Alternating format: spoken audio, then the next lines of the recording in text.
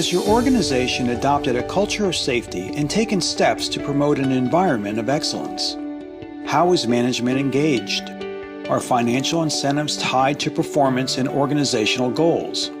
Do you actively recognize successes and share lessons learned among all parts of the organization? Quality is the product we sell, and it starts with the patient. We build our decisions around patient care, and wherever you fit around supporting that is self-evident. And when we find ourselves wandering off path, we often find ourselves realizing that we put our own interests ahead of the patient, or the organization's interest ahead of the patient, or an individual or a physician's interest ahead of the patient. So we step back, we realize, all right, let's stop the conversation. What's best for the patient care? All right, now let's go from here. When we define culture, we identify culture in relation to the core mission of the enterprise, but it also is a series or embedding of values within the organization. So if we focus on quality, we establish a culture of quality and safety and compliance. And so if in our quality processes we insert not only the technical rigor, but also the empathic rigor to care for patients in a sincere way by our physicians and our other caregivers, that's critically important.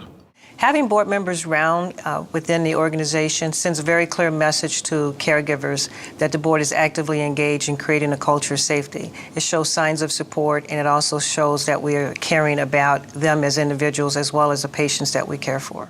As clinicians, we're very focused on the clinical aspect of care, and we don't always get exposed or think we have time for the culture involvement in an organization. And in the ideal world, a nurse that has both, has the experience and the interest in both, is the best bedside caregiver. And that's really what we need for culture change. If we really get this information and get the board and the frontline caregiver linked, we can really drive culture change in an organization and improve the care for the patients, and that's what this is all about.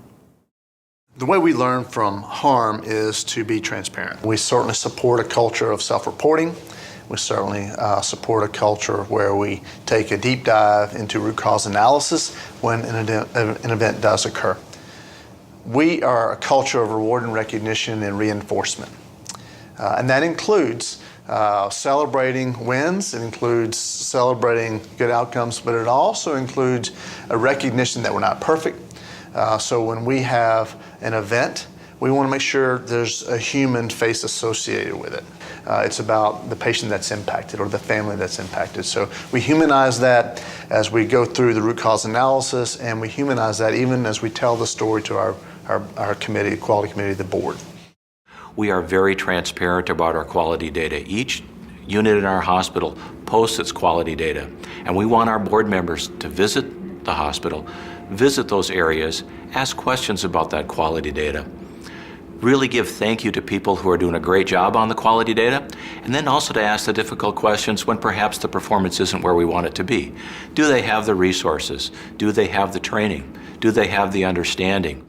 We want to share, we want to learn from each other in what we do well and what we can improve in and lessons learned. So that took some time. It took some time to get comfortable with that. But now we do have it set up so that we actually are very transparent. We talk about misses or events or measures that we're not achieving. There are many ways to look at whether or not a board is being effective in the realm of quality. First of all is, are they ensuring that the organization has an overall culture that highlights the need for continuous improvement, that rewards continuous improvement, and that can demonstrate and celebrate that improvement over time. So culture and being sure that the organization has an overall focus and that it values quality is very important. The second is the organization willing to share that performance?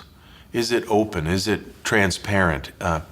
Does it respect the right of patients and communities to know how well the organization is performing? I think a board can really encourage the clinical staff and the management staff in that area.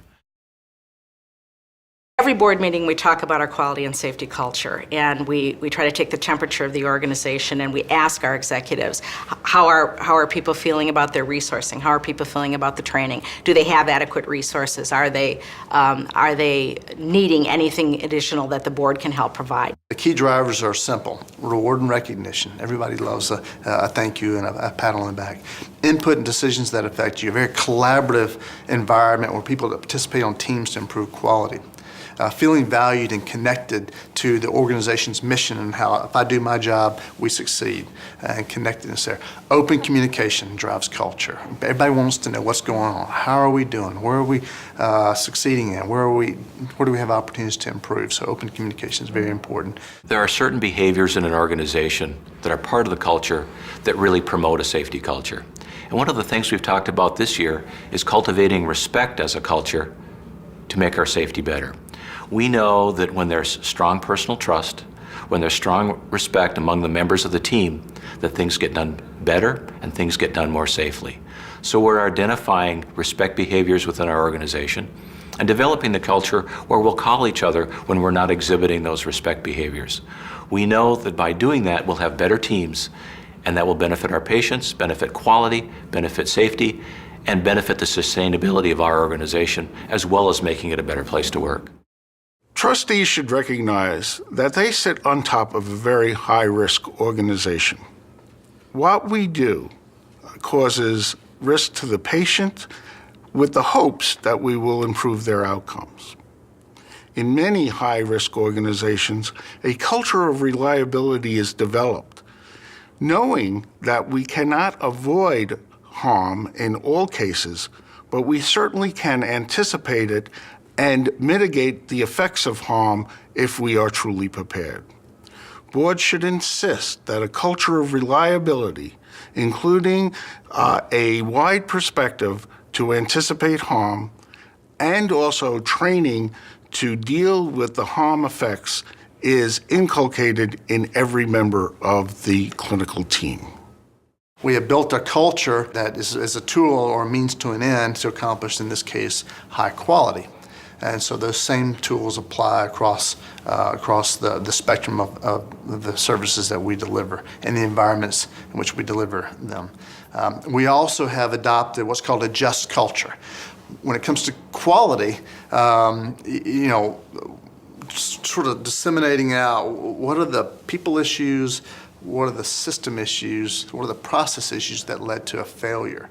And so we've got an algorithm that really assesses what we would like to do in terms of measuring what the causes and more importantly, how do we prevent a reoccurrence of a failure in this case. So this just culture mindset is something that we've begun to deploy throughout the organization. We do regular quality culture and safety culture assessments. We get that feedback at the board level. We talk about what our progress has been to date and where we may need to devote additional time and attention to further improving culture. So it's really the underpinning of performance, and we have a strong culture-performance tie. It is critical that the board is actively engaged in improving patient outcomes. Part of that is setting an example and being involved with the culture of safety. Boards must ensure that their hospital or health system has a clearly defined culture that centers around the patient and emphasizes transparency, reward, and recognition. Boards must oversee the process of assessing their organization's values, policies, and leadership actions against its desired culture and then implement changes as needed. Boards must understand that a safety culture involves training, education, resources, trust, respect, and a clear set of expected values and behaviors. And it is the board's role to ensure that the desired culture is achieved.